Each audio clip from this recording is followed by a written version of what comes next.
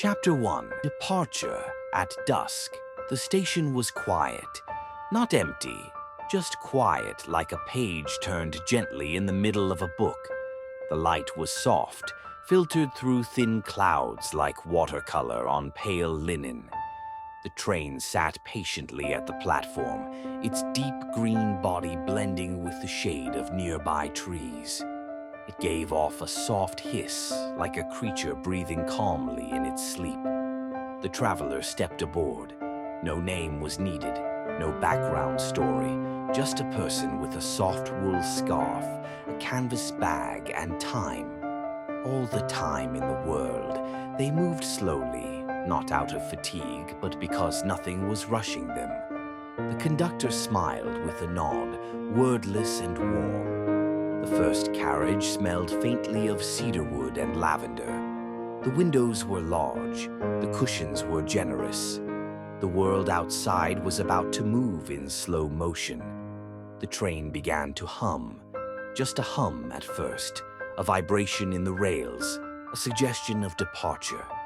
Then a gentle sway as the wheels stirred into motion, nudging the body into a slow, drifting rhythm, like a cradle rocked by a kind old hand.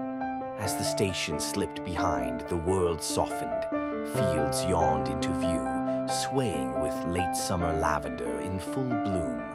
Long purple rows reached to the horizon, brushed by a wind that did not hurry, did not sigh, just moved. The traveler leaned back, closed their eyes, opened them again, watched. The seats across the aisle were empty. The cabin breathed in silence. Occasionally the train whispered, not loudly, just enough for the traveler to hear a faint click of wheels beneath, the hush of air against the windows, the stretch of steel pulling into the horizon. A woman in another carriage played a lullaby on a small wooden flute. The notes floated down the corridor like feathers, touching the edges of the traveler's thoughts. Just enough to paint emotion, not enough to form memory. Pause. The sky outside grew dimmer, the kind of dim that feels like a soft hand pulling a blanket over the day. Hints of orange and gold gathered in the clouds, like embers that didn't want to burn out, only glow quietly. The traveler took out a notebook from the canvas bag. They didn't write anything, not yet.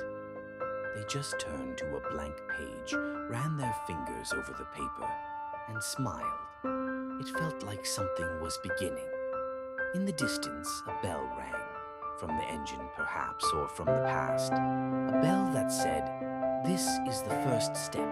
And with that, the train curved gently, wrapping itself around a hill clothed in oak and mist. Below, a small village huddled, its stone cottages brushing smoke into the dusk. From far above, it looked like a pocket of warmth on a cool canvas. But the train did not stop. Not yet. This first chapter, this first stretch of rail, was not about arrival. It was about departure. A quiet letting go, of busy streets, of tall buildings, of ringing phones, of urgency.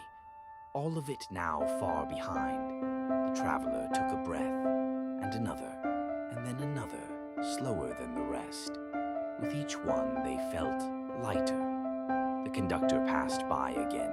He said nothing, just offered a cup of chamomile tea, warm and cradled in soft ceramic.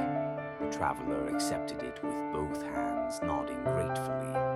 The tea smelled like late summer evenings, like comfort without a name. Sipping slowly, the traveler let the warmth spread, not just through their body, but through the air around them. Everything felt hushed, deliberate, like a song without lyrics, like a dream told only in colors. Out the window, the lavender fields unfurled. They weren't all the same. Some were pale, almost blue, others deep, like twilight.